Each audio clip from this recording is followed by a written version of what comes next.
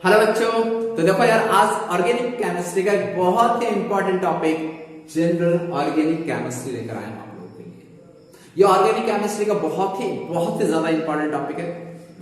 एक लाइन में बोलूं तो यार, ये ऑर्गेनिक केमिस्ट्री का बैकबोन है। क्यों? क्योंकि यार इसके बिना आप ऑर्गेनिक केमिस्ट्री में आगे कुछ भी नहीं पढ़ सकते, कुछ समझ ही नहीं सकते। नहीं, ऑर्गेनिक केमिस्ट्री को आपको समझना है ना। यदि ऑर्गेनिक केमिस्ट्री में इंटरेस्ट डेवलप करना है तो उसके लिए आपको पहले ये चैप्टर को के ऊपर कमांड करना पड़ेगा, जनरल ऑर्गेनिक केमिस्ट्री। और यदि मैं इसकी इंपॉर्टेंस की बात करूं तो आपका जेईई मेन हो, जेईई एडवांस हो या नीट का एग्जाम या कोई भी अदर एंट्रेंस एग्जाम हो 12th बेस पे, तो आपको वहां मतलब क्वेश्चंस दिखेंगे ही दिखेंगे। और यार ये तो छोड़ो, आप यदि क्लास 12th में जाओगे तो क्लास 12th में मैं एनसीईआरटी के अकॉर्डिंग बात करूं तो आपको दो पार्ट मिलेंगे केमिस्ट्री के, पार्ट 1 पार्ट 2। पार्ट 1 में ओनली फिजिकल और इनऑर्गेनिक केमिस्ट्री मिलेगा, पार्ट 2 में ओनली ऑर्गेनिक केमिस्ट्री मिलेगा। मतलब ये कि 50% वेटेज जो है ना क्लास 12th का, वो आपको ऑर्गेनिक केमिस्ट्री पे है। और ऑर्गेनिक केमिस्ट्री वहां आपको केवल रिएक्शन मिलेगा, यही बता दे रहा हूँ। क्लास 12 में आप ऑर्गेनिक केमिस्ट्री पढ़ोगे वहां केवल आपको रिएक्शंस बनेगा और कुछ कुछ इंपॉर्टेंट बातें मिलेंगी। तो उस रिएक्शन को याद करने के लिए ना आपको इसके ऊपर अच्छा कमांड होना, नहीं तो फिर क्या होगा ना, आप रिएक्शन रटते रह जाओगे और रटने का नतीजा जानते हो, आज याद करोगे कल भूल जाओगे, कल याद करोगे परसों भूल जाओगे, यही होता है ना। तो इसीलिए यदि आपको ऑर्गेनिक केमिस्ट्री को के ऊपर कमांड करना है तो पहले आपको जनरल ऑर्गेनिक केमिस्ट्री जो है उसको अपने मुट्ठी में करना पड़ेगा। तो चलो स्टार्ट करते हैं आज के इस चैप्टर को, जनरल ऑर्गेनिक केमिस्ट्री। तो देखो यार, चैप्टर स्टार्ट करेंगे हम लोग छोटे से टॉपिक के साथ, छोटा सा टॉपिक। और जो टॉपिक है वो है बॉन्ड फिजन। देखो यार, ये चैप्टर में थोड़ा केमिकल बॉन्डिंग में भी कुछ बेसिक नॉलेज है ना वो यूज होगा। तो आपको नहीं आता कोई बात नहीं, मैं तो जहां भी बताऊंगा तो थोड़ा बेसिक नॉलेज आपको दे ही दूंगा। फायदा है यदि आप एक बार रिवाइज कर लेते हो तो अच्छा होता है। बॉन्ड फिजन, देखो बॉन्ड का मतलब तो जानते हो, फिजन का मतलब नहीं जानते हो। फिजन का मतलब होता है ब्रेकिंग, ठीक है। बॉन्ड फिजन का मतलब हो गया ब्रेकिंग ऑफ बॉन्ड। तो शॉर्ट में इसको मैं लिख सकता हूं breaking of bond, breaking of bonds. Organic chemistry में मैं यदि बॉन्ड के ब्रेकिंग की बात करूं ना तो दो तरह से बॉन्ड को ब्रेक किया जाता है। और वो दो तरह कौन कौन सा है? एक को कहा जाएगा homolytic bond fission, homolytic bond fission. देखो यार, होमोलाइटिक बॉन्ड फिजन, होमोलाइटिक का मतलब क्या होता है? होमोलाइटिक, होमो का मतलब होता है सेम वे में, और एक दूसरा होता है हेटेरोलाइटिक। हेटेरोलाइटिक बॉन्ड फिजन क्या हो जाएगा, मैं पहले लिख देता हूं। यहां पे बॉन्ड ब्रेक्स होता है ना, बॉन्ड ब्रेक्स होमोलाइटिकली। अच्छा, इसका क्या मतलब नहीं समझ में आ रहा, कोई बात नहीं, ठीक है ना, ये सब आगे चीज आप लोगों को समझ में आ जाएगी। इसके अलावा रिएक्शन इंटरमीडिएट के बारे में भी हम बताएंगे आप लोगों को। रिएक्शन इंटरमीडिएट में 3 होते हैं, कार्बोकेटाइन, कार्बेनाइन एंड फ्री रेडिकल। क्या होता है रिएक्शन इंटरमीडिएट, इसके बारे में हम लोग आगे जानेंगे। अभी फिलहाल मैं नोट करके लिख दे रहा हूं। Formation of free radical, formation of free radical मतलब होमोलाइटिक बॉन्ड फिजन में क्या होता है, फ्री रेडिकल का फॉर्मेशन होता है। इसके बाद मैं बात करूंगा हेटेरोलाइटिक बॉन्ड फिजन का। अभी मैं एग्जांपल से ये सब चीज एक्सप्लेन करूंगा तो आप लोग टेंशन नहीं लेना, यदि नहीं समझ आ रहा अभी बस सुनते चलो, बस 1 मिनट के लिए। और इसमें क्या आ जाएगा, बॉन्ड ब्रेक्स, बॉन्ड ब्रेक्स हेटेरोलाइटिकली। हेटेरोलाइटिकली का मतलब क्या है देखते हैं ना, या ऊपर फॉर्मेशन ऑफ फ्री रेडिकल होता है, यहां पे फॉर्मेशन ऑफ कार्बोकेटाइन एंड कार्बेनाइन।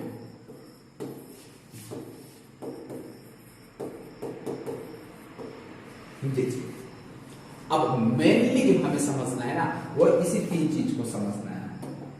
एक हो गया फ्री रेडिकल, एक हो गया कार्बोकेटाइन और एक हो गया कार्बेनाइन। अब इस 3 चीज को हम लोग करते हैं रिएक्शन इंटरमीडिएट। क्या कहते हैं बच्चों? Reaction intermediate. इसका इंपॉर्टेंस है, इंपॉर्टेंस क्या है ना कि देखो यार, कुछ भी आपको कोई भी रिएक्शन की आप देखते हो,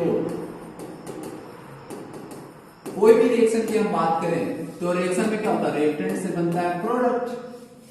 तो ये होता है ना, रिएक्शन से क्या बनता है, प्रोडक्ट बनता है।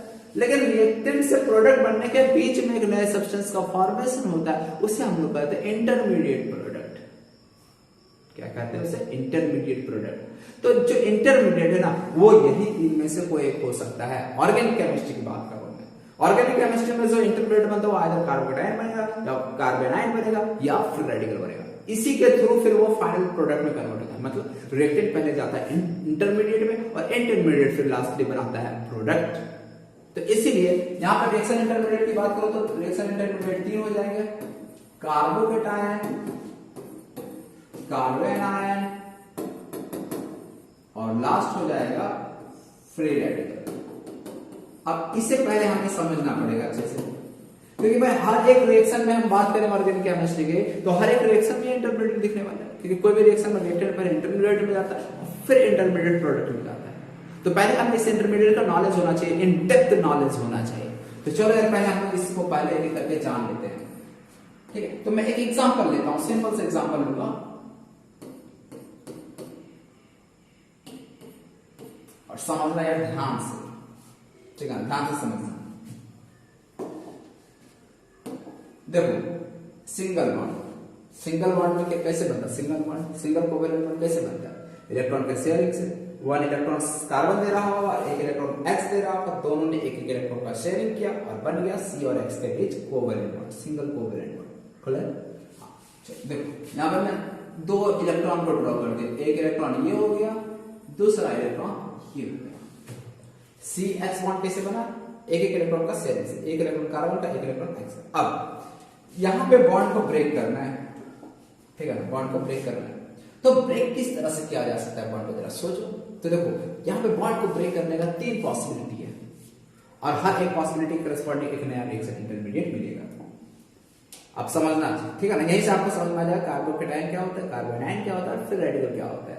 देखो पहला पॉसिबिलिटी क्या है, बॉन्ड को इधर से ब्रेक कर दिया। पहला पॉसिबिलिटी समझ में आया, बॉन्ड को हमने इधर से ब्रेक कर दिया, इधर से ब्रेक कर दिया। मतलब ये कि बॉन्ड को कुछ इस तरह से ब्रेक करो ना कि एक्स जो दोनों इलेक्ट्रॉन को अपने साथ ले चले जाए। तो ऐसे में क्या होगा, यदि एक्स दोनों इलेक्ट्रॉन को अपने साथ ले चला जाए तो कार्बन का इलेक्ट्रॉन भी एक्स ले चला गया, तो कार्बन अकेला रह गया। कार्बन के पास अब तीन ही बॉन्ड रह गया, कार्बन का जो इलेक्ट्रॉन था वो एक्स के पास चला गया। समझ रहे हो, फर्स्ट पॉसिबिलिटी है। अब इसके बारे में भी हम आएंगे, एक काम करते पहले इसको मैं डिस्कस कर देता हूं, ठीक है ना, ये उसके बाद हम आगे नेक्स्ट जो ऑप्शन है उस पर जाऊंगा। पहला ऑप्शन ये था। अब इसकी तरफ देखना और ध्यान से तुम ही लोग मुझे बताना कि कार्बन के पास यहाँ पे टोटल कितना इलेक्ट्रॉन था, बता सकते हो तुम लोग? कार्बन के पास यहाँ कितना इलेक्ट्रॉन था आफ्टर बॉन्ड फॉर्मेशन, बॉन्ड बनने के बाद कितना इलेक्ट्रॉन हो गया? तो सिंगल बॉन्ड का मतलब तुम लोग समझते हो, दो इलेक्ट्रॉन होता है। यहाँ पर भी सिंगल, यहाँ पे तीन सिंगल बॉन्ड है, तीन सिंगल बॉन्ड से कितना इलेक्ट्रॉन आ गया? 6, और एक ये भी सिंगल बॉन्ड है, तो कितना हो गया टोटल? 8 इलेक्ट्रॉन। यहाँ पे कार्बन के पास 8 इलेक्ट्रॉन था आफ्टर बॉन्ड फॉर्मेशन में बात करो। यहाँ पे जरा चेक करो और बताओ कार्बन के पास कितना इलेक्ट्रॉन है? तो 3 सिग्मा बॉन्ड, और ये जो सिंगल बॉन्ड जो था ना वो तो दोनों का दोनों इलेक्ट्रॉन एक्स लेके चला गया अपने पास साथ, कार्बन के पास कुछ बचा ही नहीं। तो यहाँ पे टोटल इलेक्ट्रॉन कितना रह गया कार्बन के पास? Only 6 electron. ये समझ में आया? कार्बन के पास केवल कितना इलेक्ट्रॉन रह गया? 6 इलेक्ट्रॉन। अब जो इंपॉर्टेंट बात है ना वो ये, यहाँ पे कार्बन के ऊपर चार्ज क्या होगा? अच्छा यहाँ पे चार्ज क्या है कार्बन के ऊपर? तो तुम लोग को देखो चार्ज निकालने का तरीका फॉर्मल चार्ज केमिकल बॉन्डिंग में पढ़ना था, तो नहीं भी समझ में आता कोई बात नहीं, मैं यहाँ से समझा दूंगा, बिल्कुल बेसिक से समझा दूंगा, टेंशन नहीं लेना। देखो समझ लो कार्बन के ऊपर चार्ज हम कैसे बताएंगे। सबसे पहले यहाँ पे कार्बन का इलेक्ट्रॉन कॉन्फिगरेशन हम देखें तो क्या होगा? 2,4, मतलब वैलेंस शेल में कार्बन के कितने इलेक्ट्रॉन होते हैं? 4 इलेक्ट्रॉन होते हैं। क्लियर? हाँ 4 इलेक्ट्रॉन होते हैं। देखो चार्ज जब भी निकालो तो क्या करो, इसका अपना इलेक्ट्रॉन कितना है कार्बन का जरा चेक कर लो केवल। कार्बन का अपना इलेक्ट्रॉन कितना है? 1 single bond, 2 single bond, 3 single bond, 4 single. हर एक बॉन्ड में एक इलेक्ट्रॉन कार्बन का रहा, एक इसका, एक कार्बन का इधर जो भी एटम लगा होगा, एक कार्बन का इधर जो भी एटम लगा होगा, फिर आगे। तो कार्बन का अपना इलेक्ट्रॉन कितना है? 4, और वैलेंस शेल में कार्बन के पास कितना था? 4। तो यहाँ पे ये जो है ना न्यूट्रल रहेगा, कार्बन के ऊपर कोई चार्ज नहीं आने वाला है। लेकिन जरा सोचना, यहाँ पे हम बात कर रहे हैं, यहाँ पे कार्बन के पास कितना इलेक्ट्रॉन इसका अपना बचा? सोच कर बताना। 1 सिंगल, 2 सिंगल, 3 सिंगल बॉन्ड है, और एक सिंगल में जब कार्बन के अपने इलेक्ट्रॉन की बात करें, कार्बन का उसका अपना इलेक्ट्रॉन कितना है? अपना इलेक्ट्रॉन। तो ध्यान देना इस सिंगल बॉन्ड से एक इलेक्ट्रॉन, इस सिंगल बॉन्ड का में से एक इलेक्ट्रॉन, एक सिंगल बॉन्ड से इसका एक इलेक्ट्रॉन।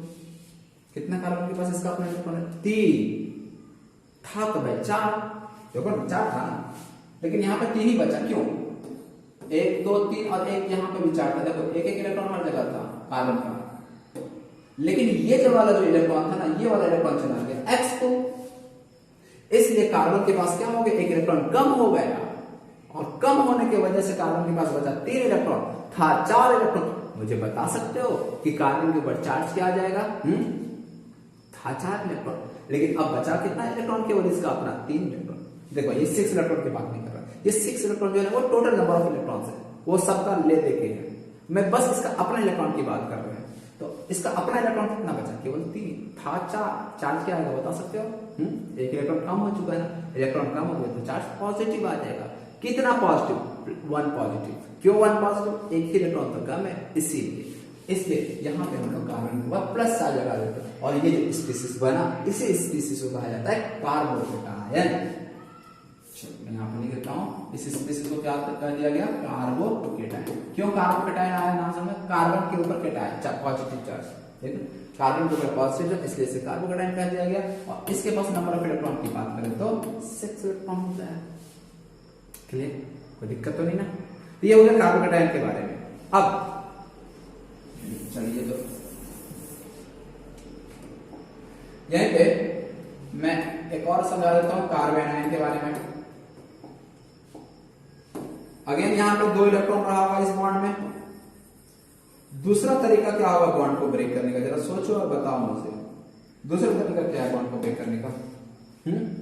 बॉन्ड को कुछ इस तरह से ब्रेक करो कि X अपना इलेक्ट्रॉन ना कार्बन को दे दे। पहले वाले ऑप्शन में क्या बता? बॉन्ड को ऐसा ब्रेक किया कि X दोनों इलेक्ट्रॉन को ले चला गया, और अब बॉन्ड को किस तरह से ब्रेक करे? कार्बन दोनों इलेक्ट्रॉन को अपने पास ले आया। अब बता, यदि ऐसा होता है तो हमें कैसा स्ट्रक्चर मिलेगा? दोनों इलेक्ट्रॉन किसके पास आ गया? कार्बन के पास। X के पास क्या बचा? कुछ नहीं बचा। देखिए हम X के ऊपर चार्ज अभी चेक नहीं कर रहे, X के ऊपर प्लस आएगा माइनस आएगा बात की बात है, ठीक है ना, वो हम बाद में देख लेंगे। हमें मतलब है कार्बन के ऊपर कौन सा चार्ज आएगा, इससे मतलब है। तो यहाँ पे देखना, जैसे ये दोनों का दोनों इलेक्ट्रॉन कार्बन के पास आ गया, अब मुझे बताओ चार्ज इसके ऊपर क्या आएगा? यही इंपॉर्टेंट है हमारे लिए। तो देखो यहाँ पे कार्बन का अपना इलेक्ट्रॉन जरा चेक करें, अपना इलेक्ट्रॉन इसके पास कितना है?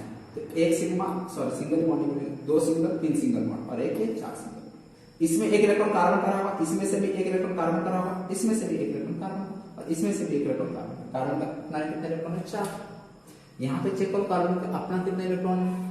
तो इस सिंगल बॉन्ड में एक, इस सिंगल बॉन्ड में एक, इस सिंगल बॉन्ड में एक, 3 तो यहाँ से हो गया। और ये 2 इलेक्ट्रॉन जो दिख रहा है, ठीक, 2 इलेक्ट्रॉन एक्स्ट्रा कैसे आ गया?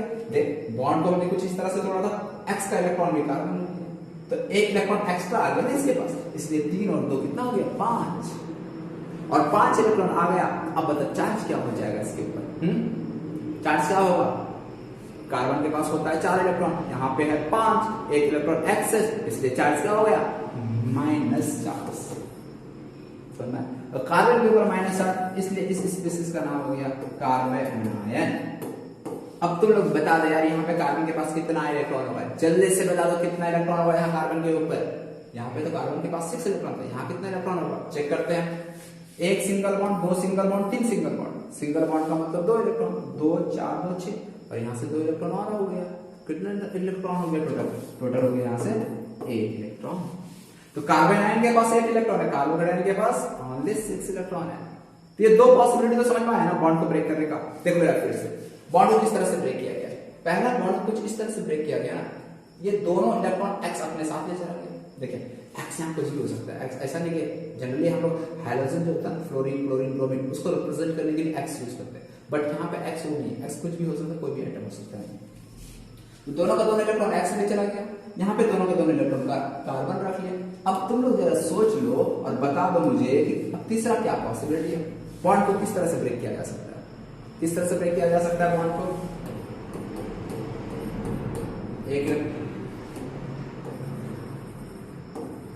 किस तरह से ब्रेक किया जाए बता दो बच्चों। पहला तो ऑप्शन था X दोनों ले चला गया, दूसरे में कार्बन और दोनों इलेक्ट्रॉन अपने पास रख लिया। थर्ड पॉसिबिलिटी क्या है? दोनों बॉन्ड को इस तरह से ब्रेक करोगे, कार्बन वाला अपने पास इलेक्ट्रॉन रख ले और X वाला इलेक्ट्रॉन अपने पास रख ले। मतलब जिसका जिसका जो इलेक्ट्रॉन था अपना अपना रख लिया ऐसा, मतलब यहाँ पे कार्बन अपना वाला इलेक्ट्रॉन, अपना वाला इलेक्ट्रॉन अपने पास रख लिया। तो इस तरह से यहाँ पे क्या बन जाएगा जरा देखो, किस तरह का स्पीशीज मिलेगा। कार्बन के पास एक सिंगल इलेक्ट्रॉन, एक्स के पास भी एक सिंगल इलेक्ट्रॉन। हमें एक्स से मतलब नहीं, हमें मतलब है किससे, कार्बन से। पहला बात तो आपको बताना है कार्बन के पास चार्ज क्या होगा, चार्ज क्या होगा पहले ये चीज बताना है। तो चेक करते भाई कार्बन के पास इसका अपना कितना इलेक्ट्रॉन है। यहाँ पे तो कार्बन का अपना इलेक्ट्रॉन कितना था, 1 2 3 और 1 4, कार्बन का अपना 4 इलेक्ट्रॉन था। देखो 2 इलेक्ट्रॉन मत काउंट करना, इसका अपना इलेक्ट्रॉन की बात करें तो अपना इलेक्ट्रॉन 1 2 3 4 होगा, ठीक है। यहाँ पे 1 2 3 और एक सिंगल इलेक्ट्रॉन यहाँ पे भी तो दिख रहा है, कितना हो गया 4। मतलब यहाँ पे भी कार्बन के पास 4 इलेक्ट्रॉन है, पहले भी था 4 अब भी है 4। मतलब ये कार्बन के पास एग्जैक्टली जितना होना था उतना ही है, ना ज्यादा है ना कम है, मतलब ना प्लस चार्ज रहेगा ना माइनस चार्ज रहेगा। फिर चार्ज क्या रहेगा इसके ऊपर, नो चार्ज, न्यूट्रल रहेगा। तो ये जो स्पीसीज है ना, ये न्यूट्रल स्पीसीज होता है और इसका नाम होता है फ्री रेडिकल। क्या नाम हो जाएगा बच्चों, फ्री रेडिकल। फ्री रेडिकल क्या हो रहा है, जैसे क्या सिंगल इलेक्ट्रॉन है ना, फ्री है, और इसलिए सबसे ज्यादा रिएक्टिव होता है, मोस्ट रिएक्टिव रिएक्शन इंटरमीडिएट होता है ये। फ्री रेडिकल कहीं भी बन रहा है ना, तुरंत अटैक मार देगा, तुरंत रिएक्ट करके कुछ ना कुछ प्रोडक्ट बना देगा। क्यों, फ्री रेडिकल बेचारा अकेला है ना। कार्बन आयन में भी 6 इलेक्ट्रॉन था, कार्बन आयन में 8 इलेक्ट्रॉन था, पेयर्ड था। 6 इलेक्ट्रॉन तो दो के पेयर में था। देख लो यार, मैं फिर से दिखला देता हूँ तुम लोग को। यहाँ पर कार्बन आयन में ये सारे के सारे इलेक्ट्रॉन क्या पेयर्ड है, ये सब पेयर्ड है, दो। यहाँ पे भी ये और ये जो 2 इलेक्ट्रॉन दिख रहा है ये भी पेयर्ड है, और यहाँ पे जो दिख रहा है ये तो पेयर्ड है, लेकिन ये इलेक्ट्रॉन बेचारा अकेला पड़ गया, और अकेला पड़ गया, समझ रहे हो। केमिस्ट्री में हर एक चाहता है कि हम पेयर में रहें, तो इसीलिए ये इलेक्ट्रॉन भी पेयर होना चाह रहा होगा, तो इसलिए बहुत जल्दी रिएक्ट कर जाता है दूसरे से, समझ रहे हो। क्लियर है ना हर एक चीज। अच्छा बता सकते हो यहाँ पे फ्री रेडिकल के पास, फ्री रेडिकल में कार्बन के पास कितना इलेक्ट्रॉन होगा, कितना इलेक्ट्रॉन है टोटल इलेक्ट्रॉन कार्बन का, बॉन्डिंग बनाने के बाद बताओ। जब एक सिंगल 2 सिंगल 3 सिंगल, सिंगल से कितना इलेक्ट्रॉन आता है, 2 इलेक्ट्रॉन आता है। यहाँ पे भी सिंगल बॉन्ड 2 इलेक्ट्रॉन, फिर 2 6 और एक यहाँ से 7, यानी फ्री रेडिकल में कितना इलेक्ट्रॉन है, 7 इलेक्ट्रॉन।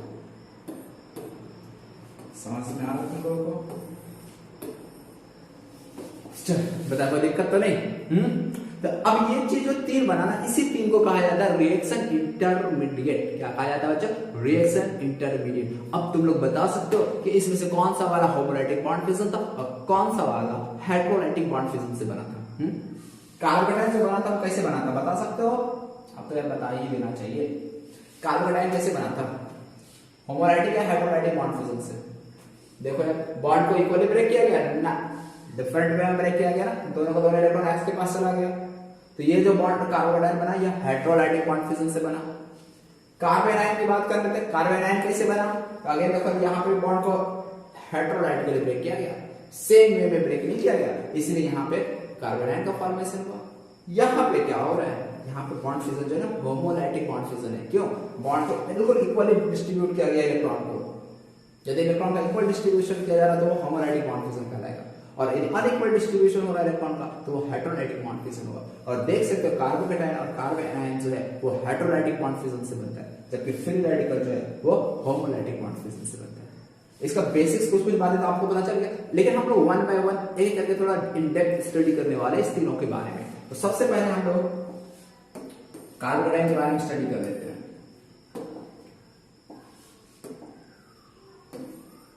रिएक्शन इंटरमीडिएट के बारे में तो ऑलरेडी बता चुके हैं, 3 रिएक्शन इंटरमीडिएट होते हैं। कार्बोकेटायन, कार्बोकेटायन क्या होता है, 1 2 3 प्लस एक काम करता हूं,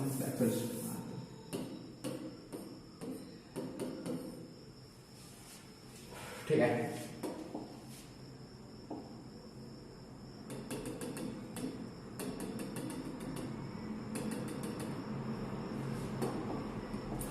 इसमें कुछ इसके इंपॉर्टेंट पॉइंट्स है। सबसे पहला, कार्बोकेटायन के ऊपर चार्ज क्या होता है, क्या चार्ज होता है कार्बोकेटायन के ऊपर, बता सकते हो ना। तो यार कार्बोकेटायन, कार्बन के ऊपर पॉजिटिव चार्ज, इसमें सोचने वाली बात ही नहीं है कुछ। तो ये तो पहली बात, फर्स्ट पॉइंट जो है पॉजिटिवली चार्ज होता है।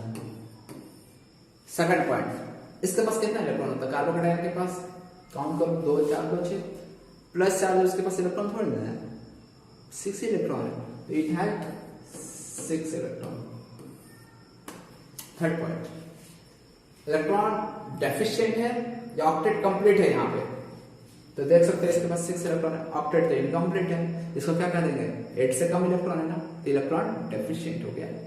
8 से कम इलेक्ट्रॉन है तो इलेक्ट्रॉन डेफिशिएंट, 8 से ज्यादा तो इलेक्ट्रॉन एक्सेस, 8 इलेक्ट्रॉन है तो कंप्लीट ऑक्टेट। तो फिलहाल यहां बात करें तो 6 इलेक्ट्रॉन, 8 से कम इलेक्ट्रॉन है, ऑक्टेट इनकम्प्लीट है, इसलिए हम इसे इलेक्ट्रॉन डेफिशिएंट स्पीशीज कह देते हैं। मतलब ये इलेक्ट्रॉन के तलाश में रहेगा।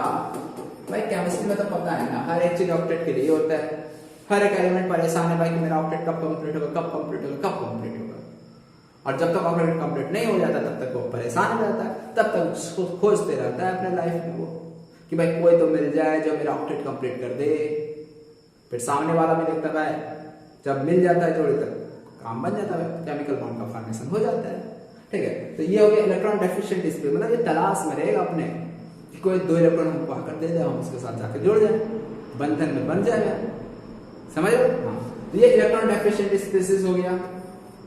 इसके बाद इसके मैग्नेटिक नेचर के बारे में, अच्छा हाइब्रिडेशन के बारे में नेक्स्ट बता दो। हाइब्रिडेशन क्या होगा, तो देखिए हाइब्रिडेशन 1 2 3, देखिए हाइब्रिडेशन केमिकल बॉन्डिंग में बताया तुम लोगों को। हाइब्रिडेशन कैसे निकालते हैं, number of sigma bond plus number of lone pair, मैं लिख देता हूं यहां पर, number of sigma bond plus number of lone pair. ठीक है, यहां पे लोन पेयर दिख रहा है क्या, नहीं, केवल क्या है सिग्मा बॉन्ड। कितना सिग्मा बॉन्ड है बताओ, कितना सिग्मा बॉन्ड है, कितना, 1 2 3 3 सिग्मा बॉन्ड है। 3 सिग्मा बॉन्ड के करेस्पॉन्डिंग हाइब्रिडेशन क्या होता है, sp2, तो यहाँ पे हाइब्रिडेशन जो है वो sp2 हाइब्रिडाइजेशन हो जाएगा। शेप क्या हो जाएगा, ज्योमेट्री क्या हो जाएगा बताओ जल्दी से। हाइब्रिडेशन sp2 है, lone pair 0, 3 bond pair 1 2 3, 3 bond pair, lone pair 0, again एक केमिकल बॉन्डिंग, क्या होगा शेप, ज्योमेट्री क्या हो जाएगा, ट्राइगोनल प्लैनेट। केमिकल बॉन्डिंग की बात है इसको। तो sp2 hybridisation trigonal planet. Magnetic nature के बारे में बता दो, पैरामैग्नेटिक और डायमैग्नेटिक, तो आइडिया है, देखिए ये भी केमिकल बॉन्डिंग तुम लोगों को बताया थे, यदि किसी स्पीशीज के पास अनपेयर्ड इलेक्ट्रॉन रहे, दिख जाए, तो वो पैरामैग्नेटिक स्पीशीज होता है, और यदि अनपेयर्ड इलेक्ट्रॉन नहीं है तो वो डायमैग्नेटिक स्पीशीज हो जाता है। तो ये क्या हो जाएगा, कार्बोकेटाइन। क्या अनपेयर्ड इलेक्ट्रॉन दिख रहे हैं, नहीं, एक सब यहाँ पे भी 2 इलेक्ट्रॉन है, यहाँ पे भी 2 इलेक्ट्रॉन है, यहाँ पे भी 2 इलेक्ट्रॉन है, सबके सब इलेक्ट्रॉन पेयर्ड है, तो ये क्या हो गया, डायमैग्नेटिक।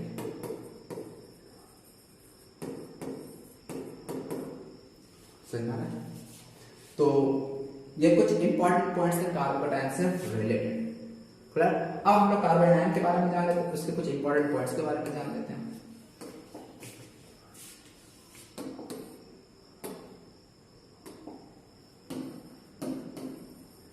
कार्बन आयन, सबसे पहले इसका ज्योमेट्री बना लेते हैं, यही होता है ना। कार्बन आयन सबसे पहले चार्ज क्या होगा, इसके ऊपर दिख रहा है, बच्चे को दिख रहा है, क्या है, नेगेटिव चार्ज है, तो it is negatively charge.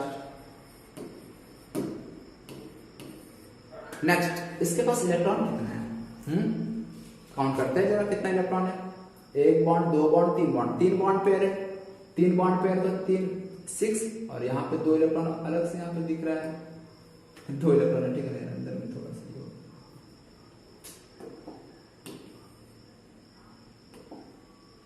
2 electron है, और 2 इलेक्ट्रॉन तो 6 और 2 8 इलेक्ट्रॉन, इट हैज 8 इलेक्ट्रॉन, कोई दिक्कत नहीं।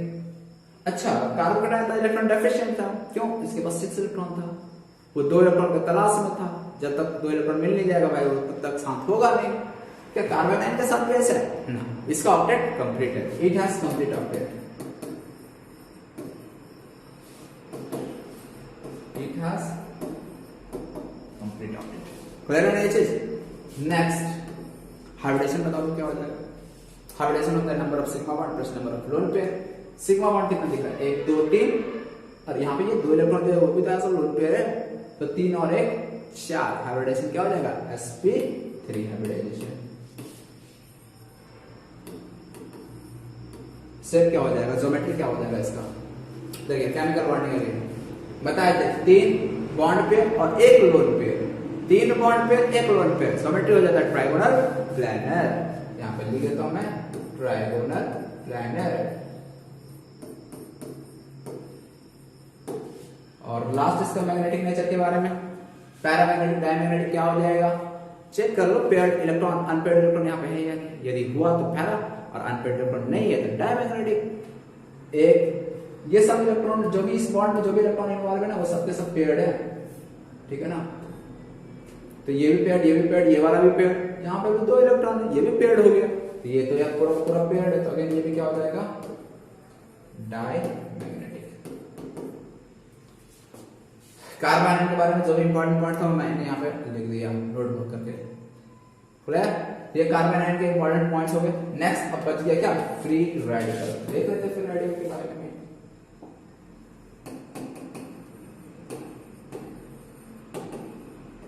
फ्री रेडिकल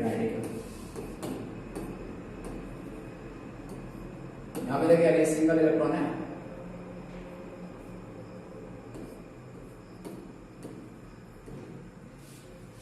पहले फर्स्ट पॉइंट फ्री रेडिकल के बारे में।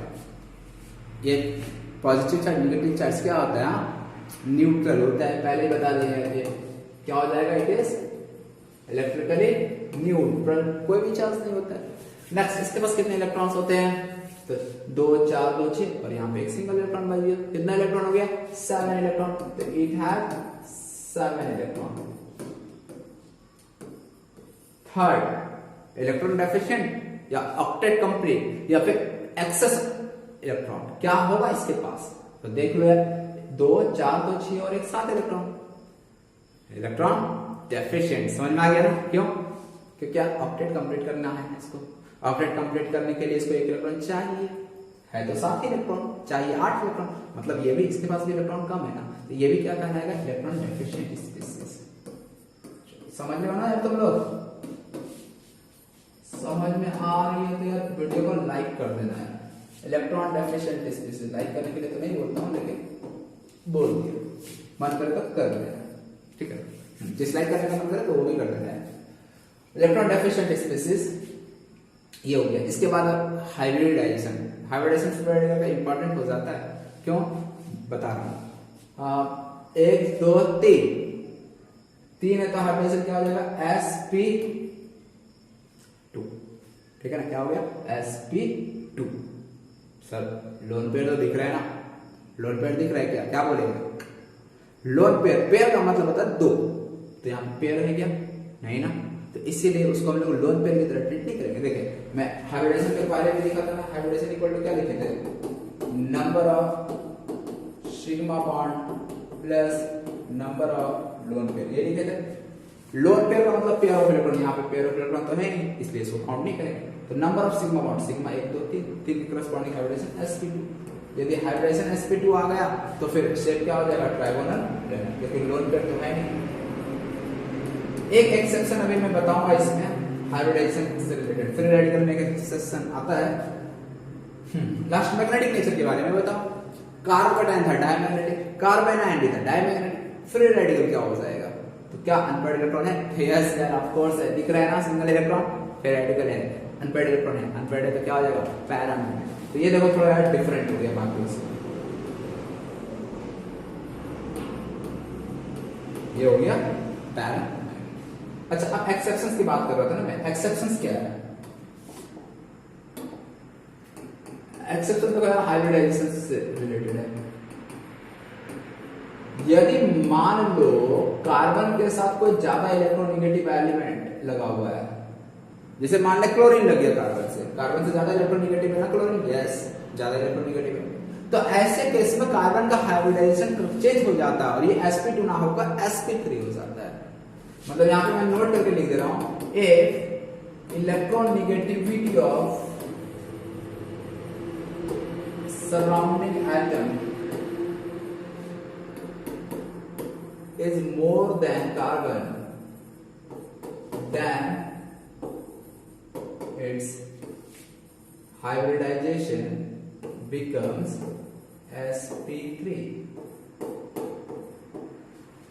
यानी इलेक्ट्रोनेगेटिविटी यदि सराउंडिंग एटम का कार्बन से ज्यादा है तो ऐसे केस में कार्बन का हाइब्रिडाइजेशन हो जाता है as it like in case of Cl3 dot. समझ में आ रहा? क्लियर है ना आज चीज? हाँ, तो ये याद रखना इस बात को।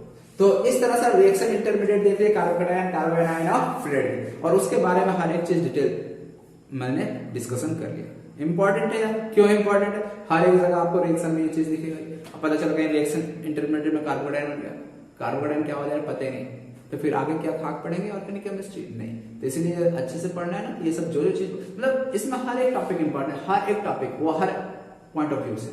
तो मतलब ऑर्गेनिक केमिस्ट्री का लास्ट लेक्चर में पहुंच जाओगे ना, तो भी आपको इससे मतलब आपको एनकाउंटर करना पड़ेगा, इसका सामना करना पड़ेगा। और अभी भी हम लोग नेक्स्ट लेक्चर, जो भी लेक्चर हमारा चलता रहेगा, उसमें आपको हर एक का प्रीवियस लेक्चर का यूज होगा ही होगा। मतलब जो भी आज हम लोग पढ़ाएंगे अगले लेक्चर में वो यूज होगा ही होगा, फिर जो हम लोग पढ़ेंगे वो अगले लेक्चर में यूज होगा। मतलब एक दूसरे से इंटरलिंक्ड है हर एक चीज। इतना नहीं होता, लेकिन ऑर्गेनिक केमिस्ट्री पूरा का पूरा इंटरलिंक्ड है एक दूसरे से। हर एक चैप्टर का एप्लीकेशन जो है ना आपको दूसरे चैप्टर में दिखेगा ही दिखेगा, डेफिनेटली दिखेगा। तो इसीलिए बहुत अच्छे से यार ऑर्गेनिक केमिस्ट्री तो सबसे पहली बात पढ़ना है, ये जो चैप्टर है ना जनरल ऑर्गेनिक केमिस्ट्री, इसके ऊपर बहुत अच्छे से कमांड कर लो।